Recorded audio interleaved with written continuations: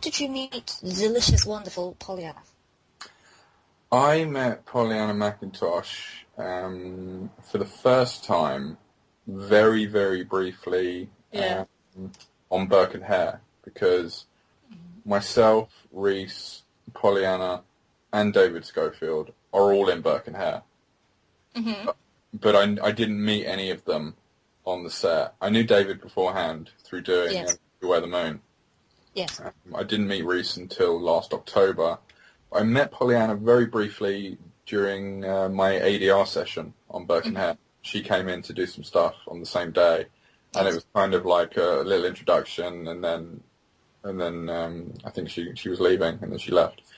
And then it wasn't until I was prepping this, we got in touch with her agent, who was really cool, a guy called Lee Morgan.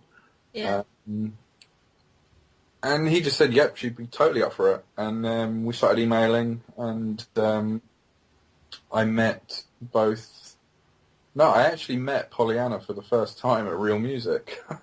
Because I know, I've heard along the airways that there's some kind of funny story or anecdote or something? Or? She was going to a birthday party. She was going to Mike Hewitt's birthday party. Oh, God, really? Yeah, because Mike, who now is doing wonderful things at Universal, he was the spearhead behind the release of The Woman when he worked at Revolver. Yeah. So they knew each other through that. And Mike was already coming to Real Music, which, for those listening, is a movie soundtrack club night that I run every 6 months or so. And I'd started emailing with Pollyanna like the day before our last one. And I said, well, you know, she said, oh, I'm free to meet up on these days if you want to meet for a coffee or something. And so she suggested the day that we were doing Real Music on. I said, well, I'm actually doing this thing on the Friday night. You know, if you're a movie fan, you might want to come along, you know, soundtrack, films, whatever. And she said, wait, I'm actually going to that. I was like, what? It's just like, yeah, do you know Mike Hewitt? And I said, yeah. And she said, well, it's his birthday. And I was like, of course, yeah, he's coming along. So she actually came up and said hello while I was DJing, and that was the first time I met her. And then I think a week later I met with both Pollyanna and Reece, and I love both of them to death. They're both wonderful people, and they're brilliant at what they do. So again, just so pleased and so humbled to be working with such great people on this being my first foray into fiction. I'm interested. Pollyanna dressed up. What, Real Music? Yeah. No, she did. Apparently she didn't know that it was fancy dress, otherwise she would have. So. There goes my fantasies. Sorry, guys. But you don't know, might get to the next one, might get to the Halloween one. Oh, man, come on. Do that and you've definitely got me boogieing. Seriously. So, yeah, that's actually probably a good opportunity to plug it. October 27th at the Bloomsbury Bowling Lanes, Real Music. So it is cracking. You can find all the information at www.realmusic.com. So, yeah. Fantastic. Basically, I love that there's a distinct mundaneness about British serial killers. I mean, they always look like the weird guy who lives down the street. Exactly. And more often than not, that is always the case. You know, there's a sensationalism that's attached to American serial killers, like, you know, Charles Manson, John Wayne Gacy, Ed Gein. And, you know, it's never the case over here, you know. Dennis Nilsen wasn't a cult leader. John Christie wasn't a highly intelligent, you know, Harvard grad who escaped from prison through the ventilation system. You know, there's none of that going on there. It's always just, you know, the weird guy lives down the street. The most sensational, you know, serial killer we've probably had is Jack the Ripper, and no one knows who he was. So you're bloody right. That's a really good point. I mean, but, you know, some could argue maybe the Yorkshire Ripper or Fred West, but, you know, people were interested for, a week, and then it was, you know, get on with it. But those guys are never really mentioned in the same breath as Ed Gein, Charles Manson, Ted Bundy, Jack the Ripper. So it was fun watching Reece kind of tap into that ordinary. He's a handsome fella, isn't he? It's interesting kind of seeing a couple of the kind of even stuff like the main poster. You got these shitty little eyes coming out of the letterbox. It's kind of, it's not uglifying as such because he's such a handsome fella, but and yes, my number's 8. But it's more a case of there is this kind of a look as opposed to a big nasty kind of uber in your face wahaha-harness, isn't there? How do you think in terms of English? I mean, well, yeah. I mean, if you look at guys again like Ted Bundy, you know, yes, is mainly, you know, people who are ugly on the inside. You know, they could be charming inside and out, but there is that dark place inside them that is the monster. So yeah, I think it's interesting, and you see that a lot. I mean, American Psycho, Patrick Bateman's one of the best looking guys in the world. It's Christian Bale. Yeah. You know, there's something interesting about, you know, having a serial murderer who, you know, with a nudge and a wink can have you on their bed one minute and hanging up on a meat hook next, you know. But you know, it's again, it disarms the audience because you think, oh, here's a normal looking guy, and then there's a knife in your neck. So yeah, you never know who you're living next to, essentially. And it's like the BTK killer. I mean, that guy was like he had a job at the a church, and was like this, you know, God, yes, a pillar of the community. Yeah, he was killing people left, right, and centre. Yeah, Ed Gein as well, and I can't remember the name, but I think it was Mary Hogan, something like that. Yes, I think so. Yeah, when she went missing, and the police were, and it's like the banter going around the town, and Ed was in like a supermarket or something, and they said, "Oh, I wonder where she is." He said, "Oh, she's in my barn." And no one, they just thought, "Oh, that's crazy, Ed," you know. Just being weird, but she was in his fucking barn. Yeah, it's the one where it was the landlady who was hung upside down, wasn't it? The pub landlady. Yes. Right. I spent far too long on the internet, silly hours in the morning. In terms of this Englishness, I mean, you have the whole kind of thing of, you know, it's not her indoors, it's him indoors, and we've got him looking out of letterbox. I mean, do you think there's kind of any other English sensibility in some ways to this film? Yeah, I mean, there's, again, without giving too much away, there's he is the typical no sex please, we're British kind of guy, you know, and Pollyanna kind of represents the complete opposite of that, you know. I mean, one of her first lines in the script is, you know, I was just next door having a beer, you know, hanging out, and which is like his worst nightmare. But he addresses it's one of the things I wondered whether or not it was too on the nose, but it kind of works in correlation to what happens in the scene. When the very first shot of the movie, we hear Reece like kind of list the things that he hates. You know, the reasons that he doesn't go outside, you know, because people, or they only live to drink their beer and copulate with each other, they're putrid parasites, and that kind of stuff. So when Pollyanna comes in, she kind of throws little curveballs in the dialogue at different points that point back to that first opening passage. So it was just a lot of fun to watch it play out. And to see those guys together. I thought that they would improvise a lot more, but they didn't. And actually came up to me and, you know, asked me if they should do this differently or how about I do this. And, you know, I don't think I ever said no once because it was, you know, it was always a case of, well, let's do it. If it works, great. And it always did work, you know. So yeah, it was wonderful in that respect. In terms of obviously, it's your debut as a director for a narrative film. Obviously you're an actor as well, how did acting actually influence, you know, the directing? Well, I absolutely, acting was my first love, and I love watching actors work and do their thing. And there were a couple of times, actually, when we were filming the scenes with Reece and Pollyanna, where I had to be nudged by my first AD to yell cut, because I was just so mesmerised. I was like, oh shit, I'm actually here doing a job. Cut! Yeah. But I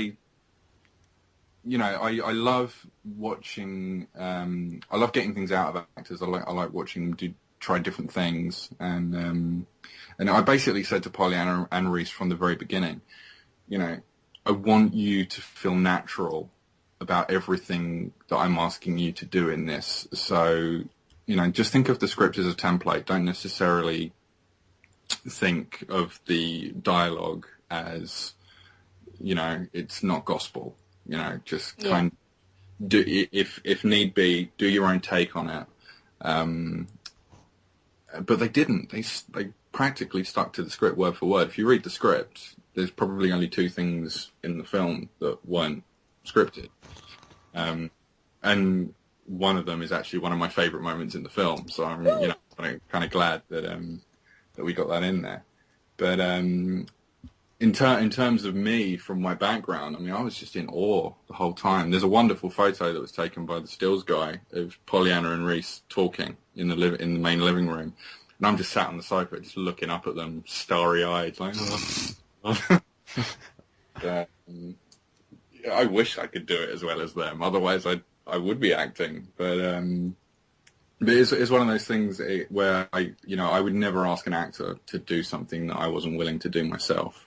So I always acted out a scene for if they needed to see what it was I was asking them to do. So yeah, that was, and it meant that I got to play as well. So it was fun. It was fun for me. But no, I just appreciate how wonderful they were, and how much respect they gave me as a first time director, and and I gave it right back to them. When you're a director, you put your trust in a performer from the minute you cast them, and I kind of wanted to put that across. It's like you're here for a reason, and it's because you're damn good at what you do, and you two are the perfect people for these roles. So anything that I can do to, make this experience more comfortable for you, more, that's what I'm here for. So, it's not just, I'm not one of these directors who says, it has to be this way. This is how you're doing it. Yeah. Not stray from this. That's not my job.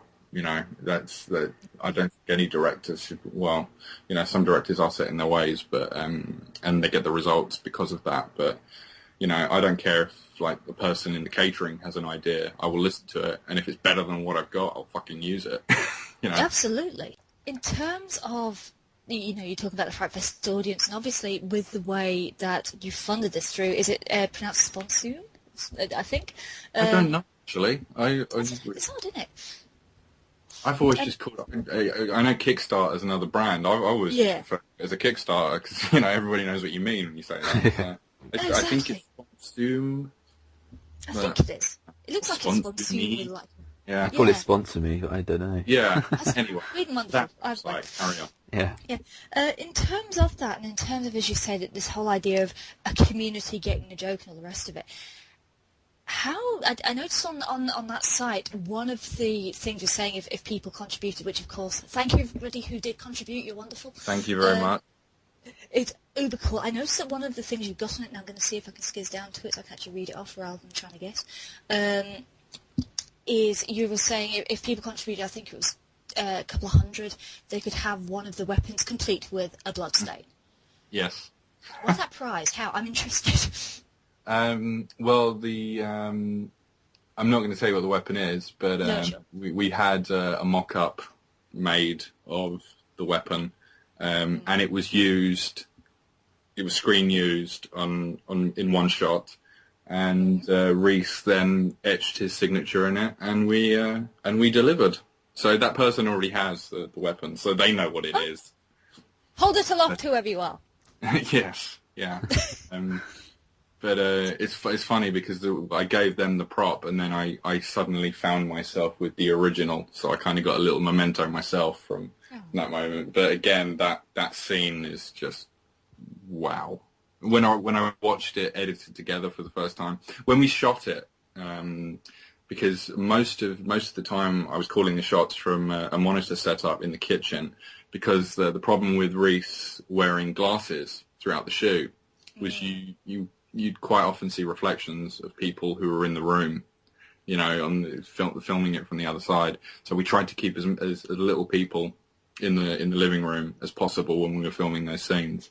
But on this particular scene, I was in the room when we did it, and we went for a rehearsal, and Reece came in, did his thing, and as soon as I yelled cut, you heard everybody in the kitchen just like, oh my God, and clapping and whooping, and I was like, oh my God, we got it. That's it. That's exactly what we need. And we filmed it about 3 or 4 times after that, but it hurt every time we watched it.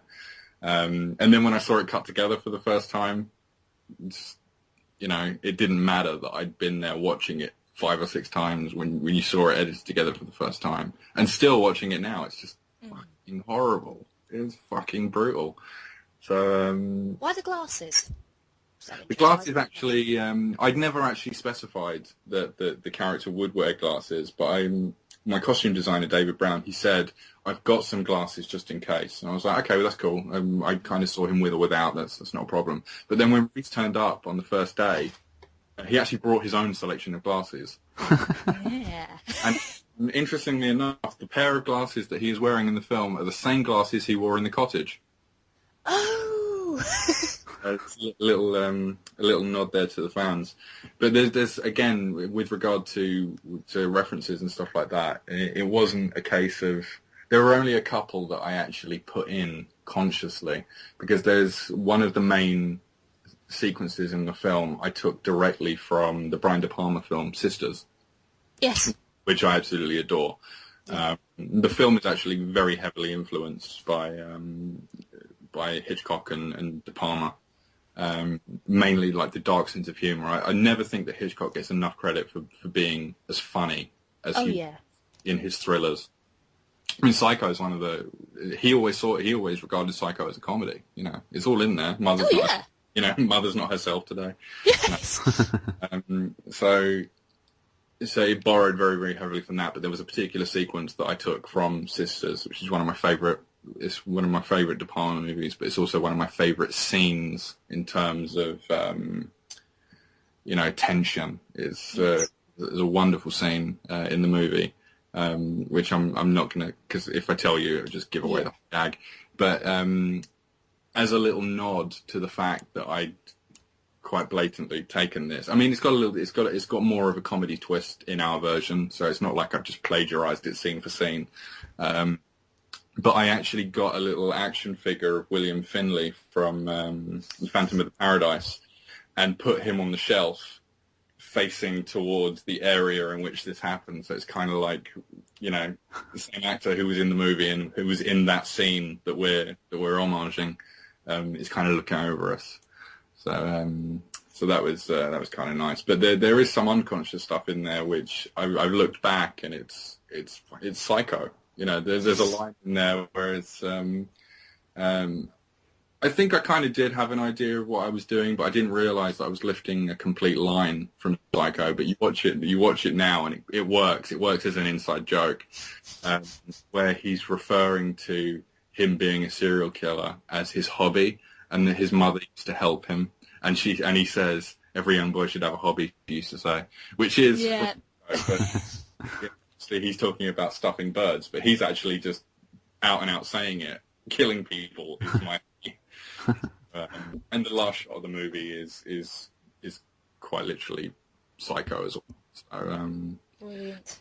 But again, it's got a double punchline, so it's the same, but it's different. So, which is how I think all of those things should be. You know, if you're going to take something, do something different with it. What would you compare it to? The tone of the film. What would you compare it to? Other films or TV series or anything? That is the hardest question I've been asked so far. It's very, very difficult to pigeonhole it. Oh no! Honestly, you're not the only person who's asked me that.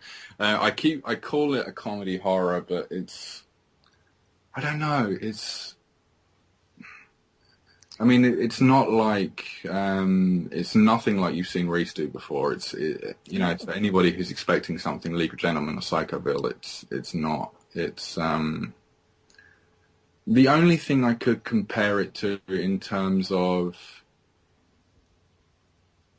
what you see on screen and how it plays out are the scenes in Psycho between Norman Bates and Marion Crane. Yeah.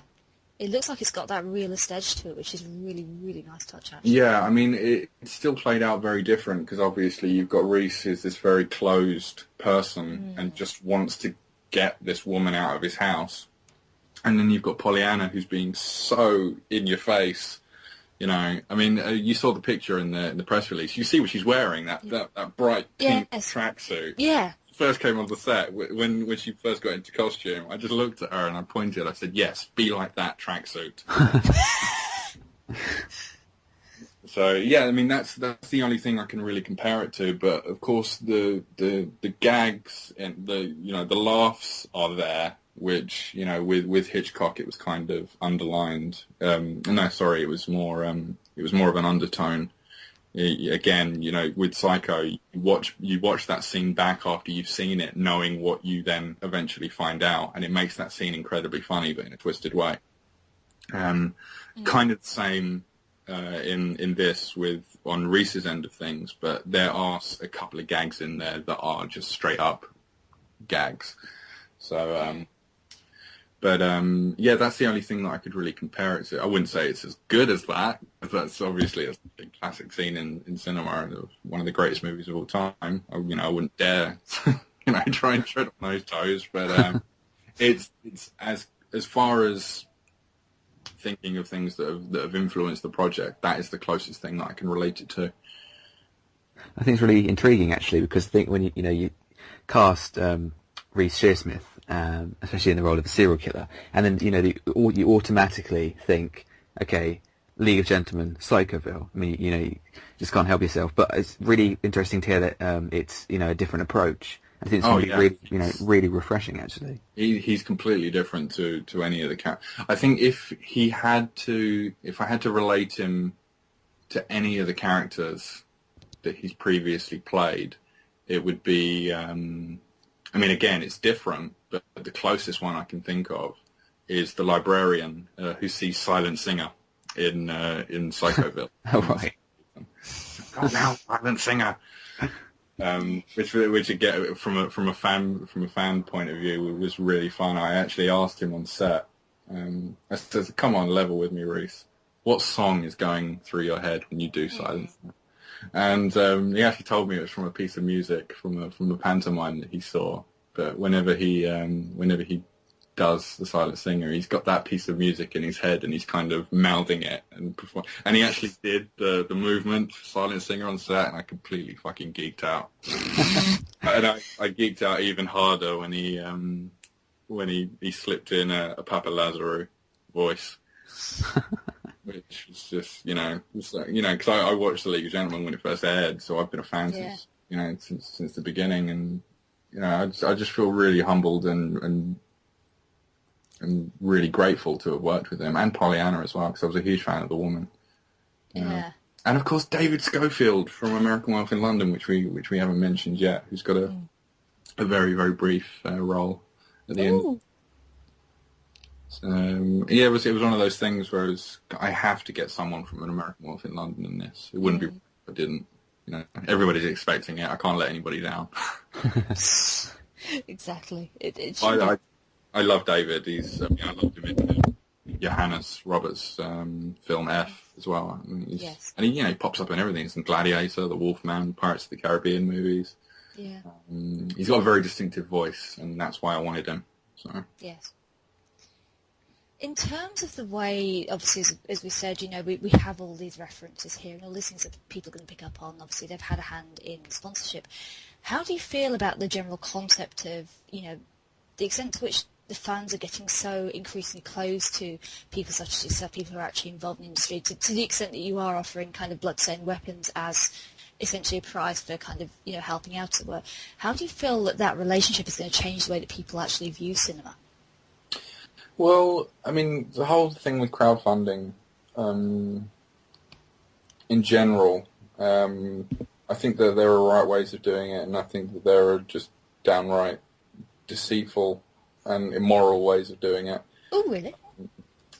Like, for example, I mean, I've contributed to projects before that have taken my interest. Two of which are showing in the short film showcase, The Captured Bird and The Halloween Kid. It has nothing to do with the fact that I'm friends with the filmmakers. I just think, these are two people that have a vision, and it is a vision that appeals to me. So I wanted to help out. And when it comes to shorts, I think that crowdfunding is the best way to get your film made. It's incredibly difficult to fund a short film. Yeah. As a lot of people know. When it comes to a feature or something that someone is then going to go on and make money off of it, forget it. I'm not interested in that at all. I just think that that's completely wrong, and it just completely negates the idea of, having generous donations plugged into your project to then say, well, thanks for that, and I'm now going to cash in on your generosity and get rich and make loads of money and go on to do other things. Right, With him indoors, people have been lovely to the fact that they want to see this film, they've contributed to it, and then once it's done the festival rounds, we're going to put it online, free to stream. People can watch it as much as they want. We're not charging any money for it. It's once it's out there, it's the public's. It's not mine. I don't want to make any money off of this. I've made it to be seen, not to be sold. Yeah. Oh, that's actually really. I know it's not so, but it's actually kind of really nice to have, want it to kind of, for it to basically be there for people to enjoy rather than it kind of just remaining as a property in the same way. And also, if as you said in kind of various different press releases, it helps you to get other stuff done, and well, hey, it still means that everybody's a winner, which is a really cool way of doing it. And potentially it means that, the people who want to sponsor individual projects, it means that the audience can kind of, I would assume, guide the industry in the way they want it to go a bit as well. Right, so people can have that. See the stuff that they want get made, rather than, wait for a studio to turn around and say, well, I don't know, it's a risk. Everything is a risk in Hollywood. It's just the unfortunate thing is, I mean, it's show, little, lowercase, business. Yes. Yeah. Without the business, there's no show. So it's, yes. And it shows with everything that we're getting these days. I mean, yes. Transformers 5, I guess, 4 is up next, and I won't throw G.I. Joe on that list because I actually quite enjoyed that. But it's Hollywood studios just want to throw something out that's already a brand. Therefore, it's not going to be a hard sell for them. Yes. So it's nice when you actually get filmmakers who come along and they want to make something, and if crowdfunding is the only way they can get it made, then great. But I just think, I mean, having spoken to distributors as well, I know a lot of them are worried about taking projects that are crowdfunded, because then where does the line stop as to who owns what? Yes. If you release something and then 5 months down the line, someone who put in £100 to becoming an executive producer is saying, no, I'm part of this film as well. I want this, this, and this. You know, so you know, in legal terms, a lot of distributors won't touch a feature that has been crowdfunded. But again, it just goes back to the whole, you know, people have been so kind as to give you their hard-earned money so that you could make this film. Yeah. And you're going to sell it for 10 grand or whatever. You know, you're going to make a huge profit on it. I couldn't do that.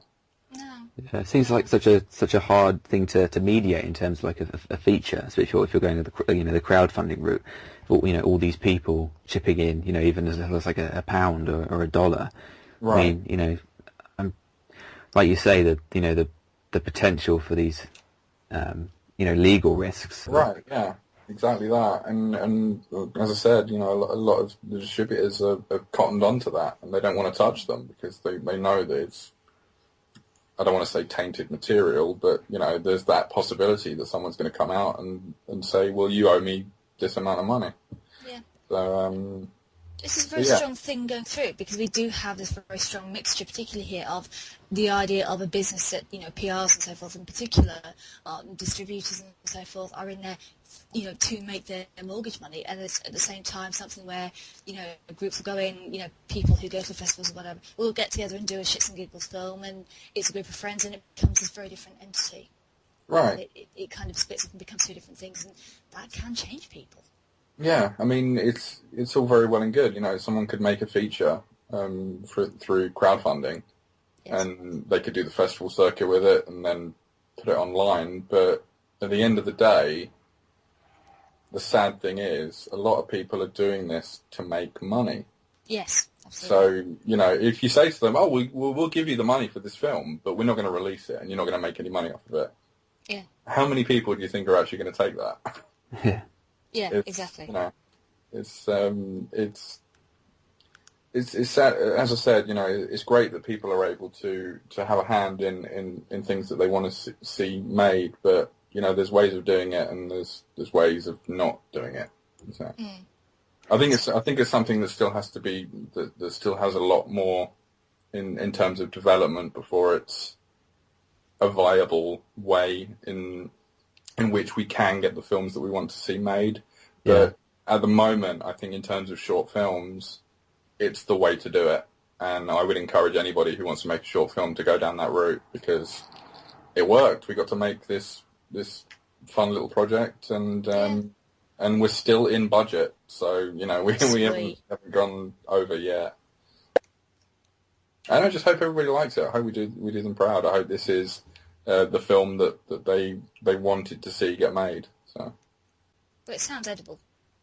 Even though Absolutely. edible is probably in context of serial killers is a bit dodgy, but it sounds edible.